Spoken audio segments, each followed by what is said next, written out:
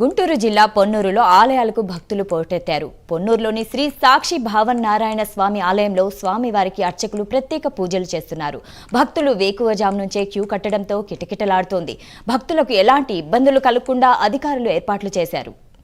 దీనిపై మరింత సమాచారం మా ప్రతినిధి రవికృష్ణ లైవ్ ద్వారా అందిస్తారు. రవికృష్ణ, చెప్పండి.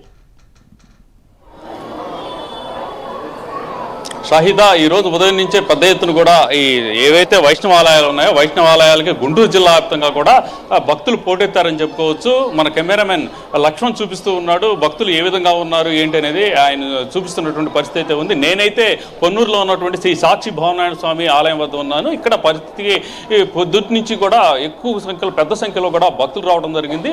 ముక్కోటి ఏకాదశి కారణంగా కూడా పెద్ద ఎత్తున భక్తులు వచ్చారు. ముక్కోటి అనేది మాత్రం ఈ రోజు కనుక ఉత్తర ద్వార దర్శనం ద్వారా స్వామివారిని కనుక దర్శించుకున్నట్లయితే ముక్కోటి దేవతల్ని దర్శించుకున్నటువంటి ఈ పుణ్యం దక్కుతుందని అచంచలమైనటువంటి విశ్వాసం. ఈ నేపథ్యంలోనే పెద్ద ఎత్తున ఇక్కడికి భక్తులు వస్తున్నటువంటి పరిస్థితి కనపడుతుంది. ఉదయం నుంచి అంటే ఉదయం 4:30 నుంచి కూడా ఉత్తర ద్వార దర్శనానికి ఏర్పాట్లు అయితే చేశారు. పెద్ద ఎత్తున ఇక్కడికి వచ్చినటువంటి పరిస్థితి అయితే ఉంది. ఈ టెంపుల్ సిటీ పొన్నూరు అనేది స్వర్ణపురి టెంపుల్ సిటీ.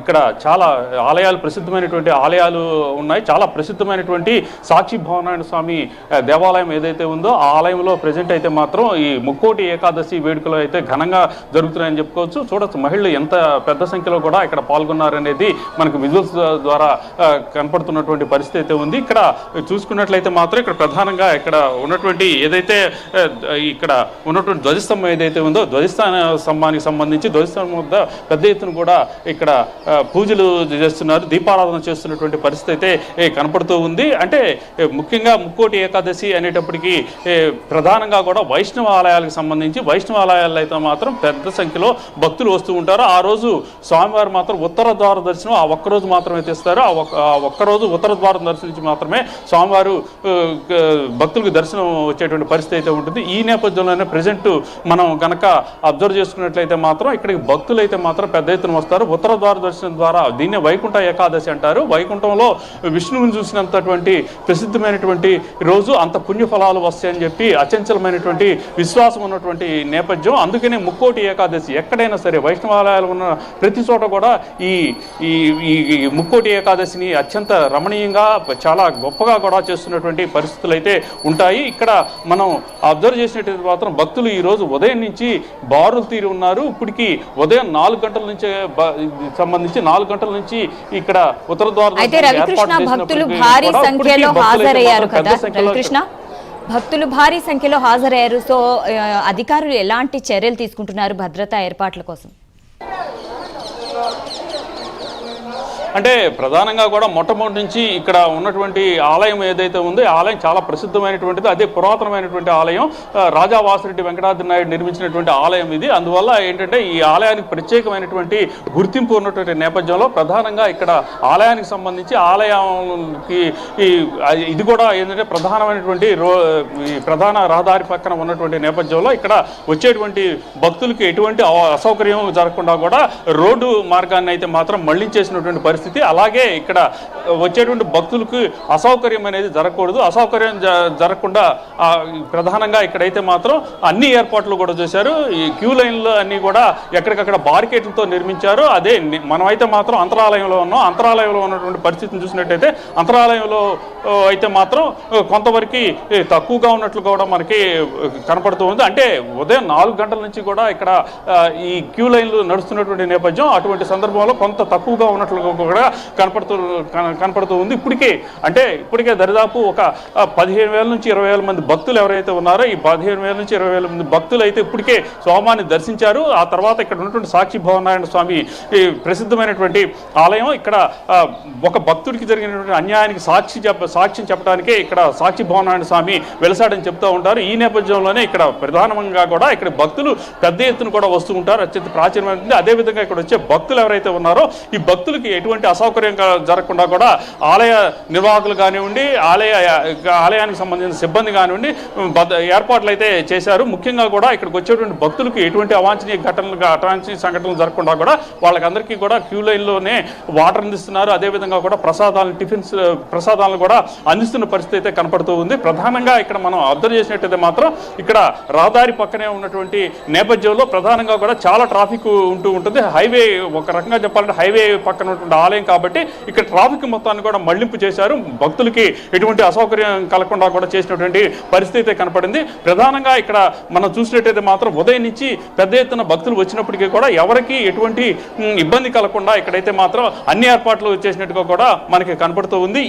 ఇక్కడ ఎప్పుడైతే ఇంకొక గంట ఒక 1.5 అవర్లో అయితే మాత్రం ఇక్కడ ఉత్తర ద్వార దర్శనాన్ని క్లోజ్ చేస్తారు. ఉత్తర ద్వార దర్శనాన్ని క్లోజ్ చేసిన తర్వాత స్వామివారిని అయితే మాత్రం ఇక్కడ ఊరేగింపు అనేది జరుగుతుంది. చాలా పెద్దగా జరిగేటువంటి ఈ ఊరేగింపులో కూడా భక్తులు అనేక మంది కూడా పెద్ద సంఖ్యలో కూడా పాల్గొనేటువంటి పరిస్థితి అయితే ఉంటుందని చెప్పుకోవచ్చు. ప్రధానంగా ఇక్కడ వైష్ణవాలయాలు ఏవైతే ఉన్నాయో గుంటూరు జిల్లాకు సంబంధించి వైష్ణవాలయాలు ఏవైతే ఉన్నాయో ముఖ్యంగా కూడా మంగళగిరికి ప్రసిద్ధమైనటువంటి వైకుంఠ ఏకాదశి సందర్భంగా ముక్కోటి సందర్భంగా కూడా 2 గంటలకు అక్కడైతే మాత్రం ప్రధానంగా ఆలయ ద్వారాన్ని తీసినటువంటి పరిస్థితి. ఉత్తర ద్వారం ద్వారా స్వామివారు అయితే మాత్రం భక్తులకి ఆయనైతే దర్శన భాగ్యాన్ని కలిగిస్తూ ఉంటారు.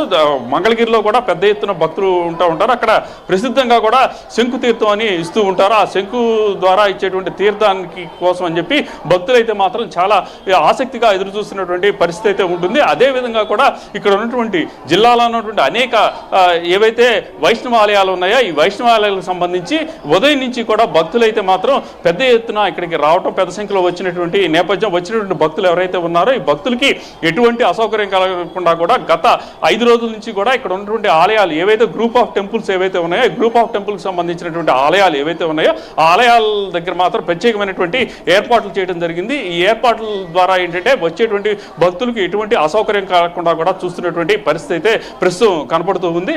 ఇంకా అంటే మరి ఇంకొక 2 గంటలు మాత్రమే ఇక్కడ దర్శనాలు ఉన్నటువంటి నేపథ్యం. ఈ నేపథ్యంలోనే ప్రజెంట్ అయితే మాత్రం భక్తులు పెద్ద సంఖ్యలో కూడా వస్తున్నారు. ఎక్కడికక్కడ వచ్చేటువంటి భక్తులు ముఖ్యంగా కూడా మహిళా భక్తులు అయితే అదేవిధంగా కూడా యువతులు అయితే మాత్రం పెద్ద ఎత్తున స్వామివారిని దర్శించుకోవడానికి వస్తున్నటువంటి పరిస్థితులు ఉన్నాయి. అదేవిధంగా కూడా ఇక్కడికి వచ్చేటువంటి భక్తులకి ఎటువంటి అసౌకర్యం కలగకుండా కూడా అన్ని ఏర్పాట్లు చేస్తున్నటువంటి పరిస్థితులు అయితే కనపడుతూ ఉన్నాయి. ప్రధానంగా ఏదైతే ఇక్కడ గుంటూరులో ప్రధానంగా కూడా వాసిరెడ్డి వెంకటాద్రి నాయుడు అనేటువంటి రాజు ఇక్కడైతే మాత్రం ఆలయాలని అన్ని చోట్ల అమరావతి కానివ్వండి, అదేవిధంగా మంగళగిరి కానివ్వండి, పొన్నూరు కానివ్వండి, లేకపోతే బాపట్లలో కానివ్వండి ఈయన ఆలయాలు నిర్మించాడు. ఈ ఆలయాలు చాలా పురాతనమైనవి, ప్రాచీనమైనవి, 17వ శతాబ్దంలో నిర్మించినటువంటి ఆలయాలు కాబట్టి ఇక్కడ చాలా చరిత్ర ఉన్నటువంటి ప్రాంతం. ఈ పొన్నూరు స్వర్ణపురి అని అంటారు. ఈ స్వర్ణపురి పట్టణానికి సంబంధించి గ్రూప్ ఆఫ్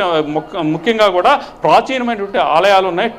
టెంపుల్ సిటీ అంటారు. ఇక్కడే శ్రీ వీరాంజనేయ స్వామి ఆలయం కూడా అత్యంత ప్రసిద్ధమైనది. ఈ ఆలయానికి పెద్ద ఎత్తున కూడా రాష్ట్రం నలుమూల నుంచి కాకుండా దేశవ్యాప్తంగా కూడా వస్తున్నటువంటి పరిస్థితులు అయితే ఉన్నాయి. ఆ తర్వాత సాక్షి భవనారాయణ స్వామి ఆలయం ఏదైతే ఉందో ఈ సాక్షి భవనారాయణ స్వామి అత్యంత ప్రాచీనమైనటువంటి ఆలయము. ఈ ఆలయానికి సంబంధించి ప్రధానంగా కూడా జరిగేటువంటి ఏదైతే ముక్కోటి ఏకాదశి చాలా గొప్పగా కూడా ఘనంగా కూడా నిర్వహిస్తున్నటువంటి పరిస్థితులు అయితే ఉంటాయి. అందుకని ఇక్కడికి భక్తులు అయితే పెద్ద సంఖ్యలో అంటే ఒక ఈ ఏరియా నుంచి కాకుండా వివిధ ప్రాంతాల నుంచి జిల్లాలో వివిధ ప్రాంతాల నుంచి కూడా ఇక్కడికి తరలి వస్తూ ఉంటారు.